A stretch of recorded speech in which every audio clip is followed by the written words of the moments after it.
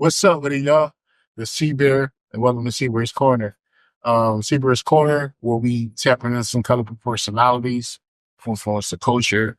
We just want to tap them on and see what they got going on. Today's guest, the beautiful, the vibrant, the talented, the hustling, the fucking ghetto baby, Cbear. What's up with it? Ghetto baby princess. Thank you for having me, gangster. Thank you. I appreciate you sliding. Of course. I do. T, real quick. Damn. If you could have anything in the world, what would it be and why? If I could have anything in the world, what would it be and why? Yes. Peace of mind. That's not able to be disrupted at no point in time. I feel like when you got peace of mind, you're able to be level-headed, you're able to have regulated emotions and shit like that.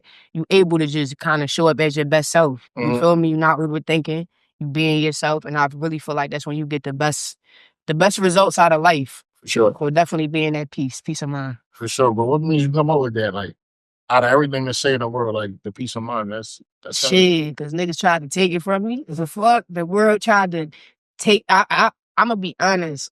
I think that being comfortable and being at peace is the only way to really get to the next level. You can hustle all you want. You can work all you want. You can stress yourself out. But I feel like when you at peace, you're able to think clearly. You're able to allow yourself to evolve. You're self-aware. And I just feel like I didn't always have that. It was a point in time where I was robbed of that shit. And that shit changed me as a person. That shit changed how I show up to the world. That shit fuck with your confidence. It fuck with your gifts. It fuck with what you naturally are. So yeah, I don't play about that shit. Like, elaborate on that though. How do you feel like you was robbed of your peace of mind? Like what situation happened when you felt as though like, damn, like that's a great question. The niggas got me. I ain't gonna lie. I got a few of them in my life. I'm trying to figure out how deep I want to go. Okay. I'll keep it real. One of my first experiences of like feeling like, I was kind of robbed of my peace of mind was the relationship dynamic with my pop. Okay. And the things that was lacking that I needed during my development. And parents play a major role, especially fathers with their daughters. They play a major role in building our confidence, our self-esteem. They play a major role in how we show up to the world, how we show up in the world, and shit like that. And I think my foundation was a little bit funny in the beginning on that, in that aspect of like my relationship with my pop. So I didn't really have peace. I didn't feel like I was set out into the world with the same tools as everybody else. And that fucks with you. That fuck with your confidence. That fuck with you feeling like you're good enough and shit like that. And to me, that's not being at peace. For sure. I may express those types of similar feelings, like coming up into the world and shit like that. Like, I kind of blame my dad for like, not giving me the financial game as far as like, credit or the importance of showing up for yourself, shit like that. It's like, we gotta make so many decisions about me so many motherfucking times. It's like, why can't I just get this shit right the first time with nobody pouring into you for you to get it right in the first time? You know what I'm saying? But I had to let that go because it's like, we old enough to do better. We old enough to know better. So, we just gotta fix that shit moving forward. Tell you real quick. Music. When did you first find your love for music? And how did that come about? I was young. I was young as shit. I was like 8. My emotions have always been just heightened in comparison to like the average person. So being an 8-year-old, 9-year-old, 10-year-old, you got all these big emotions and you don't necessarily have the vocabulary or you don't know how to articulate these emotions. That shit it becomes a lot. And I think just early I started realizing that music was and not even just making music, but listening to it and listening to other people express something that I feel, but I don't know how to say it yet.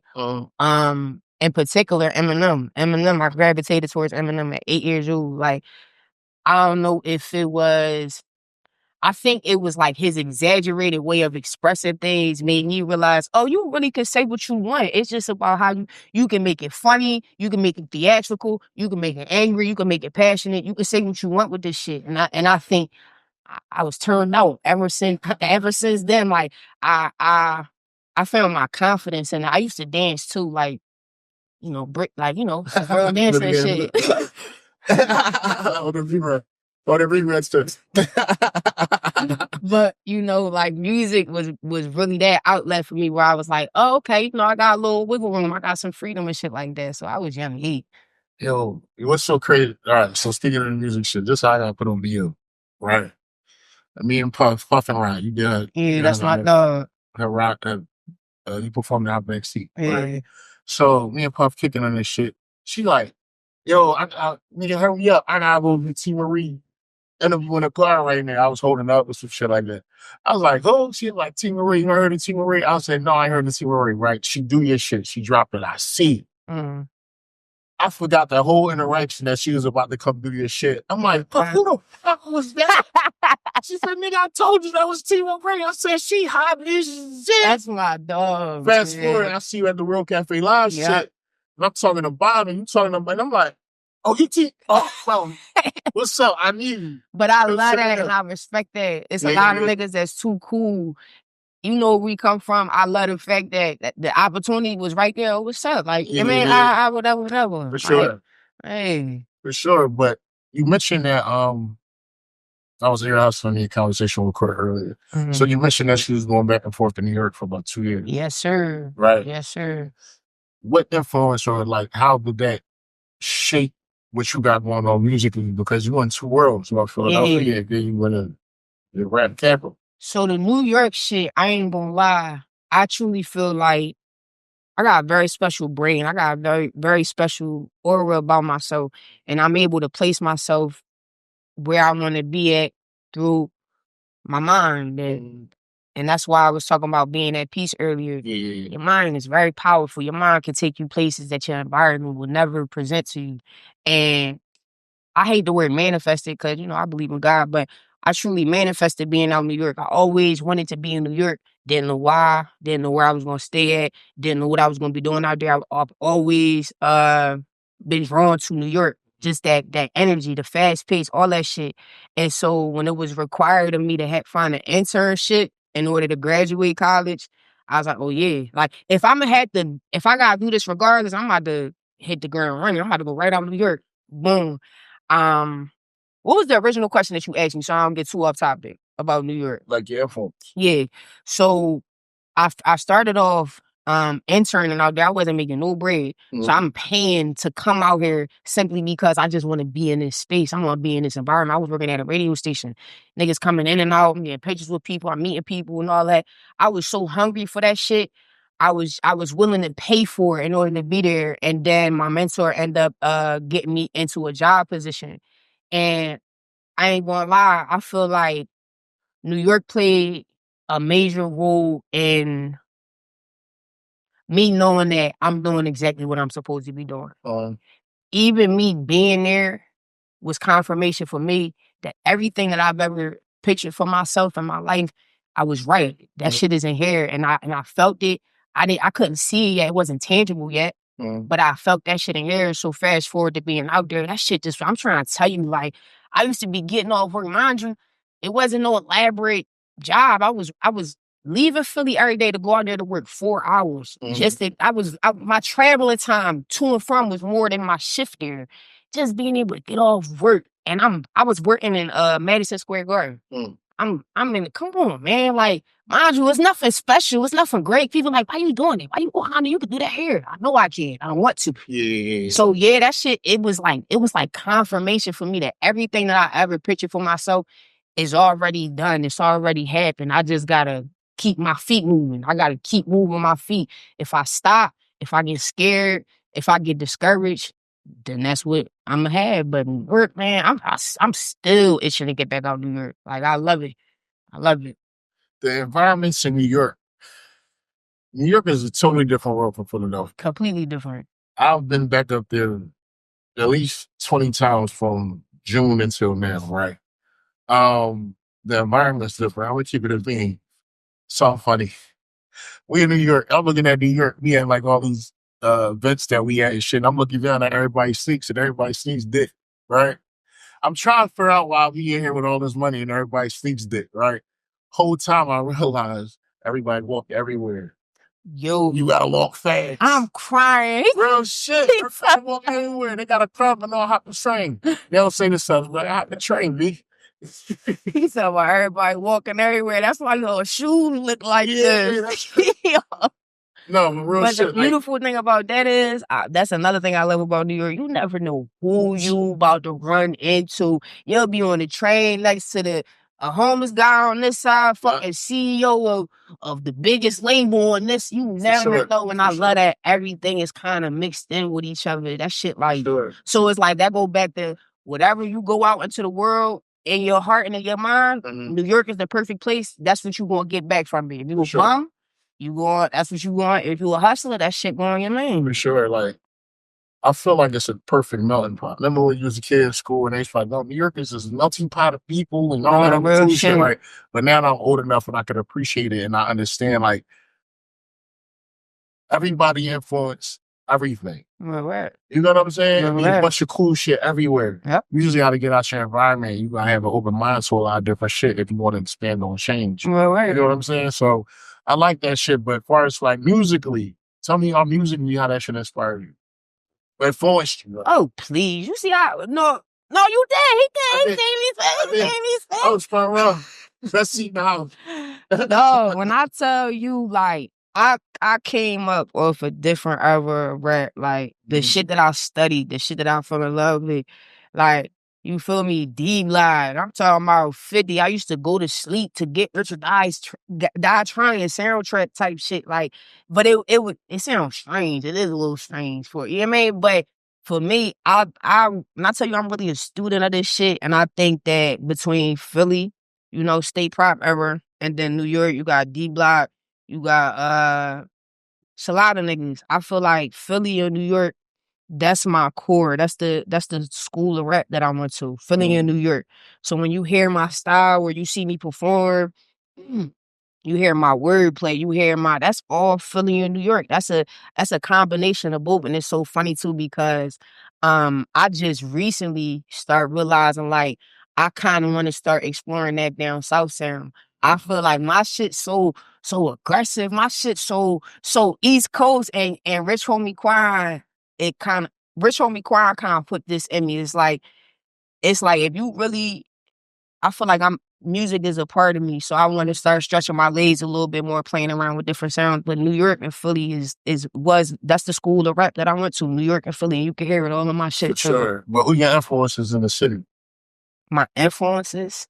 Like who you gravitate towards in the city? Like all right, so me personally. Okay. Going to high school, everything was about the figures. Right? Yeah. Everything was about the figures. Gil was that nigga. Spade was that nigga. Dutch was that nigga. All them niggas was fire. You know what I'm saying? Bro, so coming up and then running in the Mac and then having that SP influence. You know what I'm saying? Like them niggas had the world in a chokehold. They really did. I knew Freeway before Free even listen. Face was in a rap group with Freeway, MD5, all of them called Ice and right. Okay. Face with booties now, like with Spike Lee and all that. Yeah. Face money, right? So we outside grinding and shit. Face used to pop up and shit. Face had like a Mazda PV. He banging this shit. I'm like, who the fuck is that nigga that you know Free got there? But I'm like, who the fuck is that? But this nigga was crazy. He was playing Cocaine Cowboy, right? Yeah. And I'm listening to it. I'm like, yo, who the fuck? Oh, that's my man Free. Right? Nobody knew this was about to be Free. Which is crazy. You know what I'm saying? So I'm saying all that to say, like, these influences was embedded in me. Like, like coming up, influential. You know what I'm saying? And then 04-5 drop. That in the club shit, that Get Rich or Die Trying. That shit, that Biggie did. Shit had me in the chokehold, nigga. I was a little ass girl. That shit had me in a chokehold. Why are you listening to this? Like, what the fuck? What? In a chokehold. Bro. Five was that nigga, bro. Five was that nigga, bro. Don't nobody, but to this day, I swear to God, 50 in my top. Don't nobody pop it like 50. 50 not a nigga that you want to listen. Leave that shit alone. Leave that shit alone. But definitely, but to answer your question, I'm going to keep it real. I got to give it to, and we talking about in the city, I got to give it to the DVD era. Okay. But I love the state prop. I love the major figures. I feel like them niggas, they paved something for us on a larger scale in terms of, I feel like they played a major role in us being recognized in the industry as one of the top cities when it comes to rappers and spitters. For sure. But I'm a student of that DVD era. Shout out to Bob. Shout out to me. Shout out to everybody. Every last one of y'all niggas, BAN, say no more. Every last one of y'all niggas that participated in that era, I had to tell this shit to crack. Like, hip hop was so young when State Prop was doing this thing. Y'all don't even realize y'all are a major part of hip hop history, rap history. 200 years from now, you can't talk about rap without bringing up State Prop. So fast forward to the DVD era and shit like that. That's how I feel about the DVD era. I feel like the DVD era set a foundation for rap in Philly, where it was like, you had to be nice, cause you couldn't fuck the phone, nigga, and the flame. You gotta come spit this shit on the block, nigga. You feel me? If you don't get the reactions, that shit corny. Go back in the crib, you know. Yeah, but I feel like the DVD ever played a major role in, like, I look at that as artist development. And we don't have that anymore. But I that's how I look at that. Artist development. You gotta be nice. That's a good job. Or niggas gonna send you back in the house. Take that shit back up north with you. Like, take that shit back to the crib with you. Bro, I'm gonna keep it a beam. I was the biggest Hattie fan. I had Hat over me. I had Meek over everybody. Oh my God. I had Hat over me. I had Hat over everybody. I had Hat over everybody. This was a real time, dog. When my bag dropped, I said, I don't know, Hash Nigga Jones. Had shit on lock though for a minute. He never had a successful, like it's in my bag. Yeah, you know? No, that's a fact. That's a fact. Yes. That shit dropped. Nick was out of here after that. And then you know who else I give my I look at this nigga as the Philly mascot. And it's funny because I used to argue with niggas in the lunchroom over him and me. Quill. When I tell you Quill, nice. Clearly, just entertainment wise, rap wise. When I tell you I can sit and watch Quill talk all day. He popping. It's like, yo, this nigga so Philly coded. Like, you the mascot, you the Philly mascot. Shout out to Quill. I feel like Quill definitely, he in that lane just in terms of, you know, solidify his spot in terms of shit like that. I had the honor to like sit down with the nigga and talk to him on camera. You know what I'm saying? The nigga really, I put him on a telling, like he was trying to avoid the next shit. Right? But that ain't, we need the next shit. No. Something to you on a joint. I'm like, Quill, why we got the Nazi round with Quill? I don't want the Nazi round with Quill. No, come up here popping it, Quill. I want the Shaquille Sunflower Quill. I want the motherfucking pop it, nigga. You know what I'm saying? He was on some trying to be different shit, but that shit was temporary. He ain't doing, man. Shout out to Quill, dog. Shout out to Quill. I ain't gonna lie though. I feel like Philly, we just got one of those environments where we just breed a lot of great shit. I think that we need to do a better job at making it into something though. Yeah, for sure. Shout out to the DVD ever. Who would be like your dream collaboration? Damn. Who would be my dream collaboration? Dream collab, like. That's a tough one. I ain't gonna go multiple choice here. You can give me whatever you do ever. I'm gonna go 2. First one, Rich Homie Quan. Rest in peace, Quan. Quan just had something about him that it reminded me of me, like the people who fell in love with music at a young age. You could tell that shit is in them. And I feel like with Quan, his creativity, his love for the shit, his passion for the shit. I feel like me and Quan would have definitely made some bangers. All right, we gotta do one more. My dream collab. This a hard one. Fuck. You know who I'ma go? Oh. Niggas ain't gonna like me. Oh. I'ma go Drizzy. Oh, I love. I'ma go Drizzy. I'ma go. Listen, and I'ma go Drizzy. Drizzy. I feel like I like the idea of growing. I love growing. I love stepping out. I've mastered this rap shit. I've mastered spitting. But I want to master making songs now. I want to master being comfortable stepping outside of your comfort zone. And I feel like those is two niggas that they master stepping outside their comfort zone. We're gonna go over your one. For sure. I feel like I don't even look at Drake as necessary either. Cause I'm a fan. Yeah. So I get excited when I hear shit. Yeah. You know what I'm saying? Sometimes you can't help but to fall into the things that people saying, like, all right, yeah, like, for the dogs. You was thinking like, bro, all right, I need you to spit on me, John, because you gave us the last 5 Jones you was really like, was for the bitches. I need No, real shit though. All G shit, right? So then he brought it back out with the extended version of that 5 days later, so with the Rap Jones. They really want my time beats, but it's like, all right, you can tell you just did this shit. But I feel like Drake mastered the art of, we don't know what we want to hear till he tells us. Oh, you worded that perfectly. Our mind is a condition to think of the shit you think of, but he's experiencing life and traveling. He's the top 1% of the 1%. You get what I'm saying? The nigga said, yo, what he said the other day? The nigga said, yo, I got like a count of 200,000 a million times, or 2,000 a million times, or some shit like that. To be able to say that and it's true, my God. That's, my God. That's, you know what I'm saying? Like, bro, what? Like, the nigga is on what he on and people be hating on him. You know what I'm saying? Like, the nigga, shit been boring since that Kendrick shit. I ain't gonna lie, bro. You articulated that perfectly. Shit been boring. I need a slap. I need a drink, John. No, bro. You know it's so crazy that you just, first of all, you worded that shit perfectly. I never would have worded it like that, but that's a beautiful gift to have for your fan base to not have expectations, more so they're just looking forward to let's see what this nigga about to talk about. Where you was at this year? Where you trying to go to?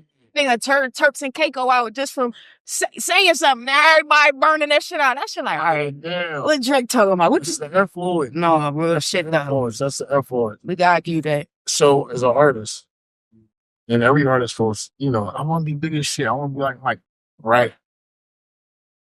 Realistically, let's say you putting the work in, being consistent, because that's where a lot of artists fall off at, trying to figure out a like situation. They're not feeling my style right now. You know, they be in their own head with a lot of shit. Nigga, drop. No, real shit. Shoot visuals. I feel like, all right, I'm actually not what I feel like, but for you, to be that artist that you strive to be, what do you feel like you gotta do to get to that level? I gotta continue to be honest with myself. I think that glasses off. She took the glasses. Yo, Yes. you got chills. Serious. She took the glasses off. Go ahead, T. I'll be fine to get a jaw. Dude, I done forgot the question there. What you gotta do to get you to that level? What do you feel like you need to do? This shit gonna sound so corny and cliche. I gotta become the best version of myself. Okay. I got some shit in me that I have not unlocked yet because I'm still unpacking trauma. I'm still unpacking. I'm still patching up old wounds, but I'm doing the work though. You feel me? I'm not avoiding it. I'm not walking around it. I'm walking through it. So I'm doing the hard parts now so that when I am presented to the world, I'm able to present my authentic self. I don't want nobody, and I say this shit all the time, I don't want nobody that's a fan of me getting accustomed to any facade. I don't want nobody getting accustomed to any cosplaying, none of that shit. I want my fans to fall in love with who I am. My personality, who I am, what goes on up here, what goes on in here is so rich. I don't gotta be nothing else but myself. And so I gotta continue to do the work, the hard parts, the uncomfortable parts, the parts that don't got shit to do with rap. You feel me? Mm-hmm. I don't talk about shit with my pop. That's something that's, you feel me? But it's like, it's somebody that's gonna watch this drawing and be like, damn, I ain't know that. Like, damn, I got a similar circumstance. So, and it's like, for me, it's that. It's just making sure that I take care of myself and I give myself the fair opportunities to show up at my best self. And I gotta do that by just being me. I can't pretend with y'all niggas. I can't do the politicking and all that. I gotta be me. I gotta be obedient to God. And I gotta walk in my purpose. My purpose might not always be a lot of the shit that I feel like I'm supposed to be doing when I'm being obedient is not on the internet, because that's between me and God. So it's just finding balance. And then going back to what you said, consistency. That's something me and my videographer, we had a moment, you know, like 2 weeks ago. Shout out to Mirror Late Bloomers.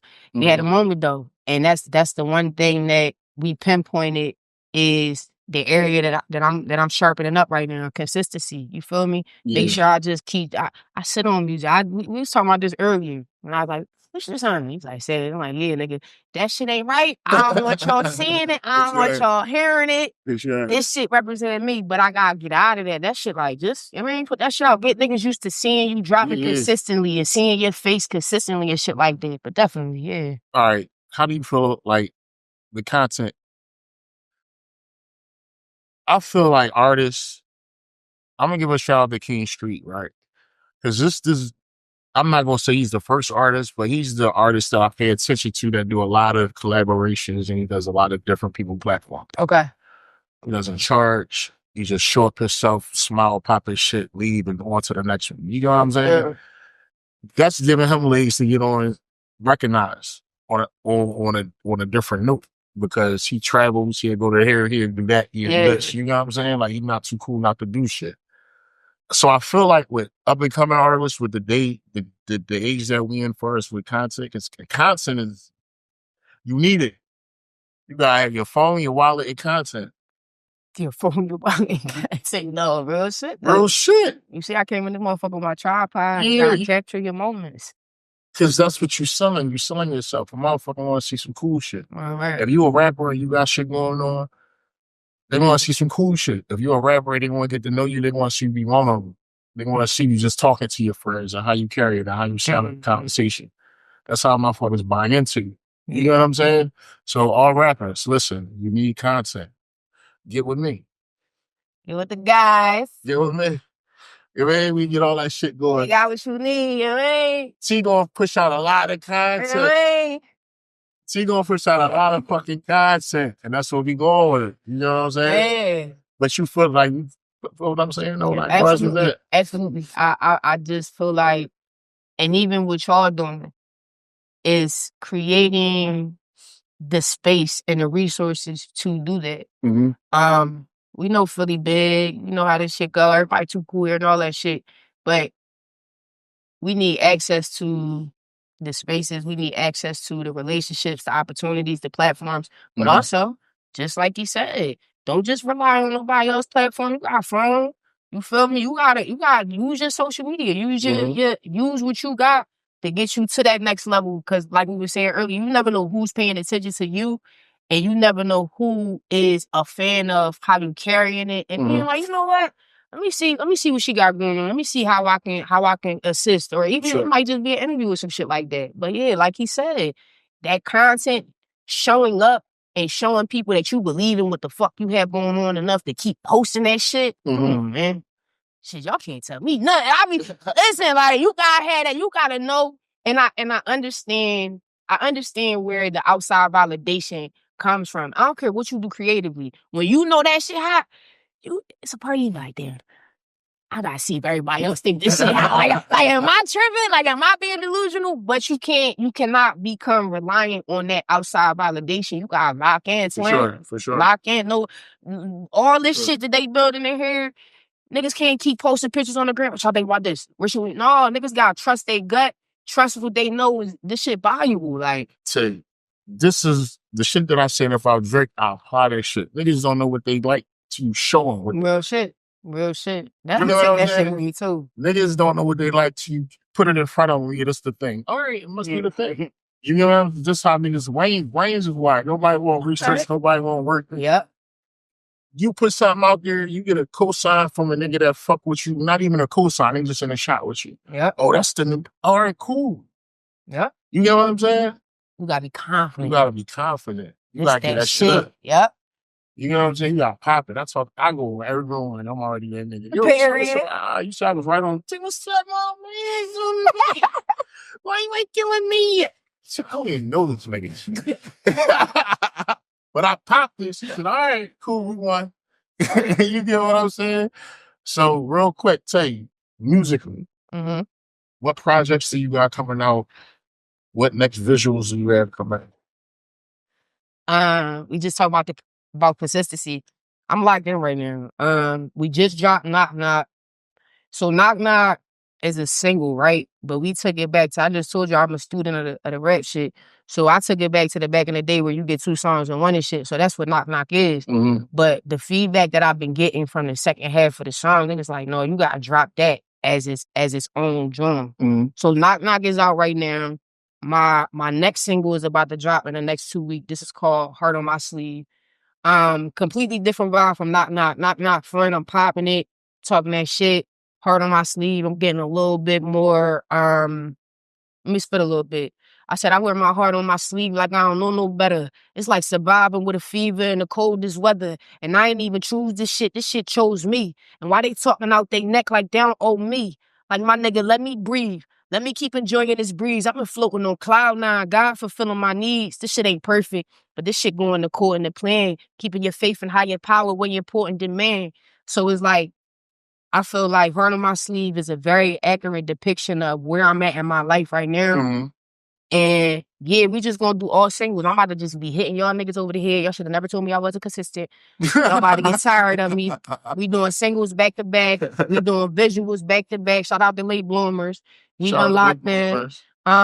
So yeah, I think this is the time right now where it's time to prove it to myself.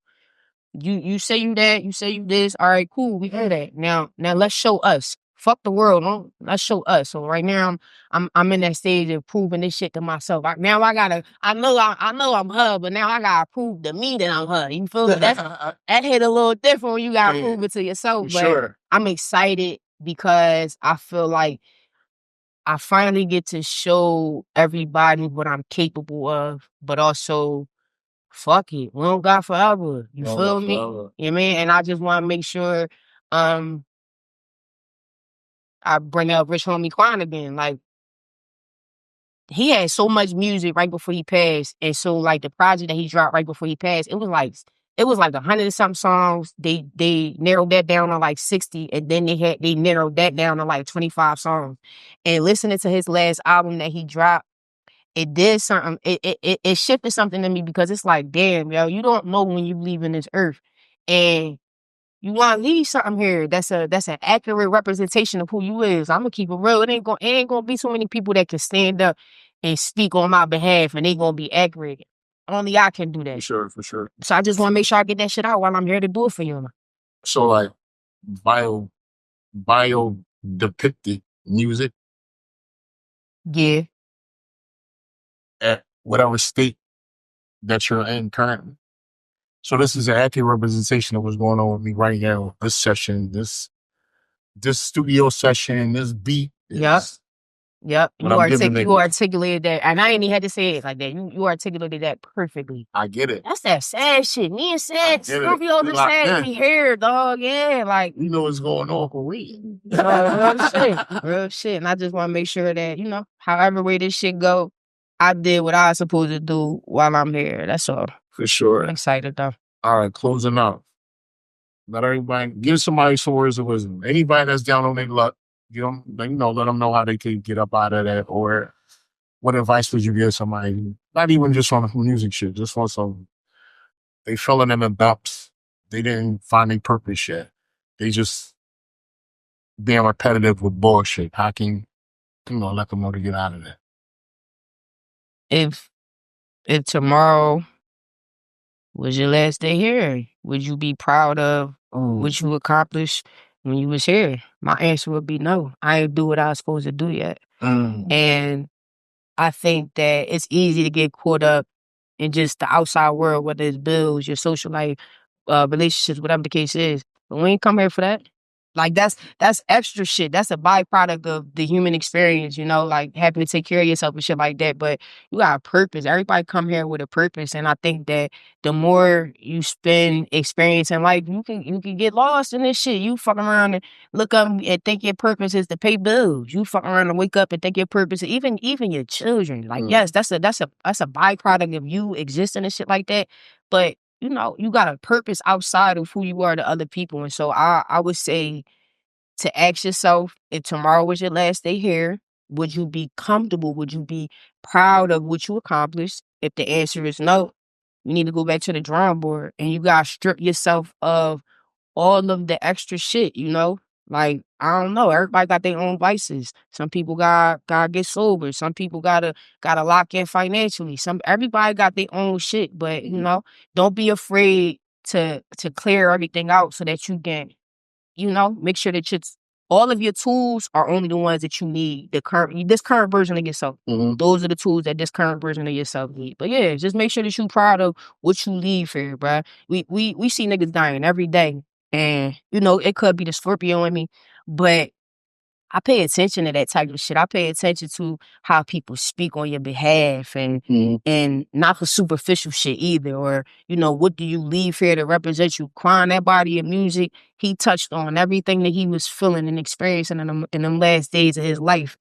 So it's like, you don't got a question about what was on his heart. He left that shit in his music. Sure. And, just make sure that you proud. You proud. You the only person that God live with what you do while you here. So just make sure you proud of that shit. Oh, that's hot. See, where they can find you at? You can find me, officialTmarie on every platform. officialTmarie on YouTube, TikTok, Instagram, Threads, whatever you call it. Knock out. Heart on my sleeve about to drop. And just lock in with me. I got a docuseries that I'm working on right now. We got podcasts in the process about to drop. So I'm just trying to show up for y'all. Rock with me. I love y'all. Fuck with y'all. Listen, I want to give a shout out to Team Rico pulling up the Cbear's Corner.